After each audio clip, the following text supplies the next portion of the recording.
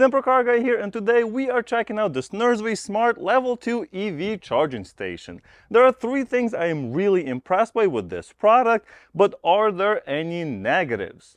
Let's see what comes in the box, get this installed, set up, connected to the app, and find out. First, I was impressed with how well it was packaged and the quality of the parts used here. In the box, we get the cable holder, some screws, as well as a little security screwdriver for mounting the device, a quick start guide, an installation template, an RFID card, a nicely laid out manual with specifications and instructions on how to install the charger, and finally the charging station itself. We get 26 feet of cable, which is really good to see, as you will be able to reach the charging port on your car no matter where you park. The charging plug feels nice in the hand and does not have any sharp edges or anything of that nature. The NEMA 1450 plug is molded around the cable and feels well made as well. While the input cable is 8 gauge, the charging cable is 10 gauge, but that should be plenty for 32 amps. As far as the unit itself, it's very orange, but I think that's what makes it so cool. Of course, you can get other colors if you like to match your style, but I really do like this orange. Going around the unit, we have a physical power button on the side, a wall bracket that's secured in place with a security screw, as well as what looks like a communication port at the bottom. I can also say that it won't look out of place in a very nice upscale garage. This charging station could be used as is, but it's definitely designed to be mounted on the wall. Luckily, they include a simple template, so installing this couldn't be easier. It took me less than 10 minutes. You want to install it close to the NEMA 1450 receptacle, but other than that, it's just drilling a few holes, pushing in the anchors, and screwing in the bracket.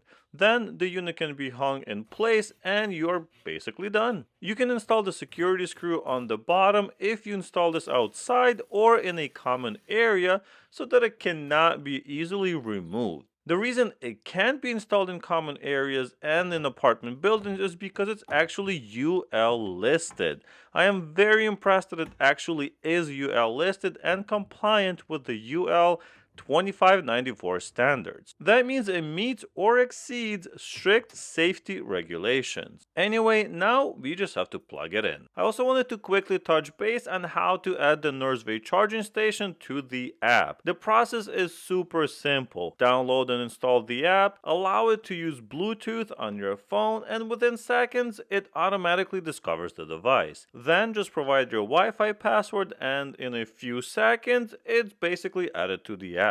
And you're done. Once you plug this charging station into NEMA 1450 plug, you're basically presented with this screen, and it's pretty quick to turn on. Obviously, you're not going to be turning it on or off very often, if at all, but if that's a thing for you, then yes, it turns on pretty quick. We are presented with this awesome screen, so that looks really nice. It is not a touch screen, so you cannot modify anything from here.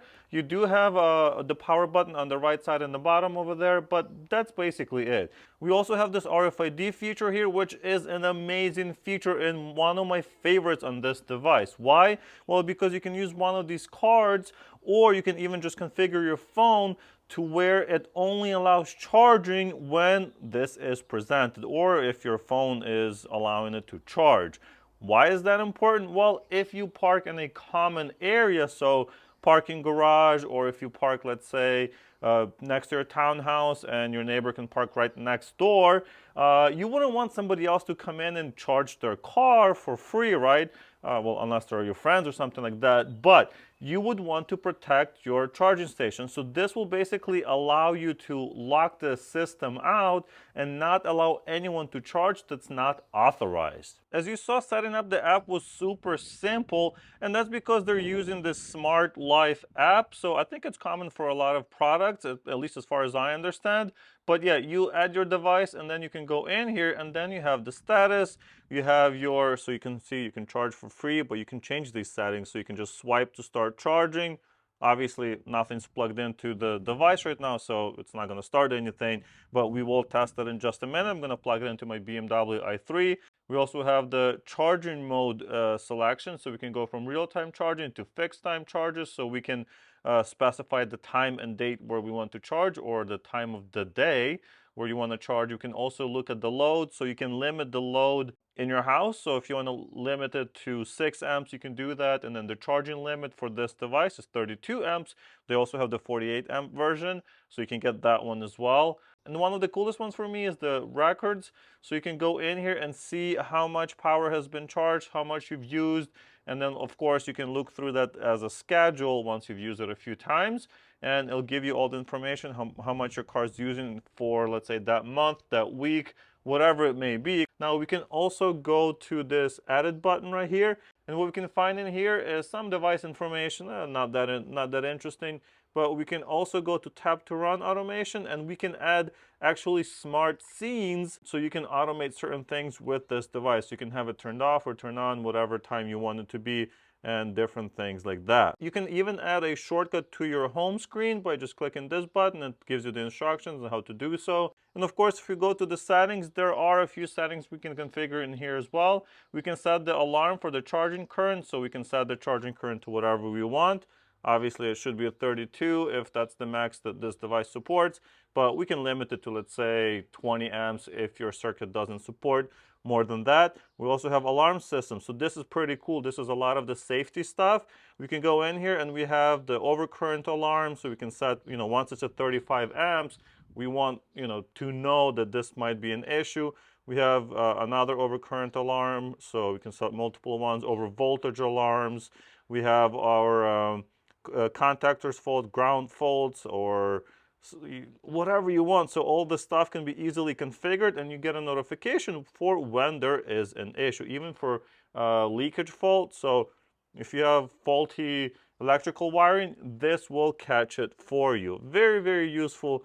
And of course, we can see the total amount of power used by this device, which is 0 at the moment. But I'm going to go ahead and plug the car in, and we'll see how long it takes to charge my BMW i3 from basically empty. So as you can see, when I plug the car in, nothing really happens. Why? Well, because it's telling us that we have to swipe the card or download the app to start using. So I'm going to use my RFID card, scan it, and there you go, and we are now charging. Once we plug it in and enable the device, we can see that the voltage is 240 or 238 volts.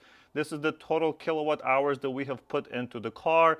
Obviously, it's been less than a minute. And this is the amperage at which it's going to be charging at. So it jumps straight to almost 30 amps right away. That's pretty good for this car. The max on this car is 32, and that's why I have this 32 amp version and not the 48 amp version.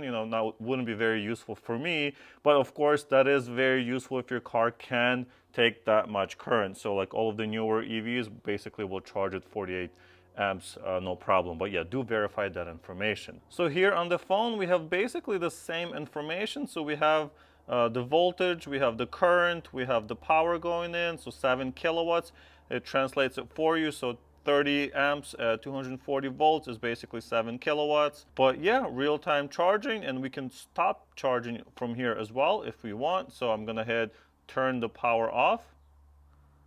Boom, and we are turned off. You heard the relay click, and we're no longer charging. So you can control it from within your app. So I just unplugged the car and plugged it back in. Now let's turn it on with the app.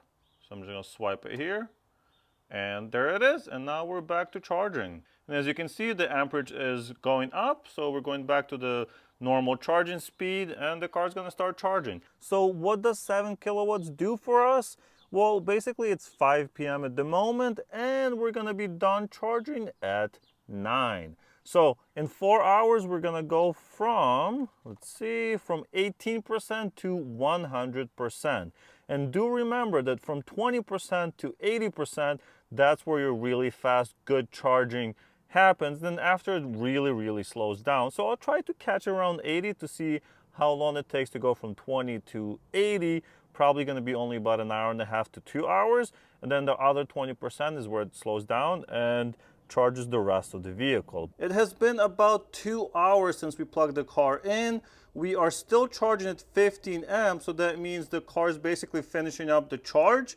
That's kind of how the charging curve on the BMW i3 works. Once it's at the higher level of charge, it slows down how much amperage it can put into the battery, but we can also see that we have put 14.2 kilowatt hours into the battery. So it's been almost 2 hours, and our charge is now at 85%. So we've basically gone through the entire fast charging phase of this vehicle's charging curve, and the last 15% is going to take 2 hours. But you can see how fast you can charge the majority of the battery. So if your car has a much bigger battery, let's say 70 kilowatts, you can charge those 50 kilowatts, so from 20% or from 10% to 80 or 90%, depending on the car.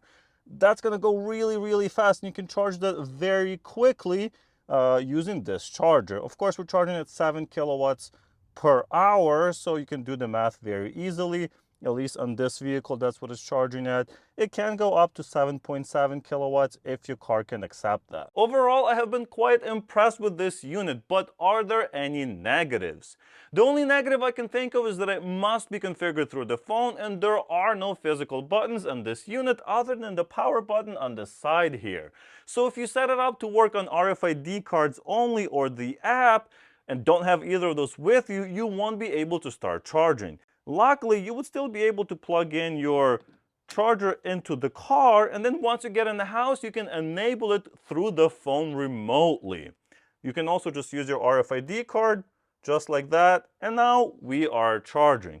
This remote feature is my absolute favorite feature on this unit, as you can remotely be in charge of who and when charges their car. And of course, you can also remotely set schedules for when it should start charging if you have cheaper rates at night or have off-peak hours. What's also nice is that this unit is IP65 rated, which means it is water resistant. It makes it perfect for shared spaces or even outdoor installations, as you won't have to worry about it getting wet or that someone else will use it without your authorization. This unit should be able to charge your car at speeds up to 7.7 kilowatts and be compatible with any J1772 EV plug that is basically used by most modern EVs. Of course, if you have a Tesla, you will need an adapter, but I think that's pretty much a standard for most Tesla drivers. For me though, I like the modern design with the easy to read display, level 2 charging, 26 feet of cable, built-in safety features such as the overcurrent and the over voltage protection, and of course there's smart features where I can review charging history right on my phone. I would also really like for you to check out this video where I tell you about 10 things you didn't know about this BMW i3.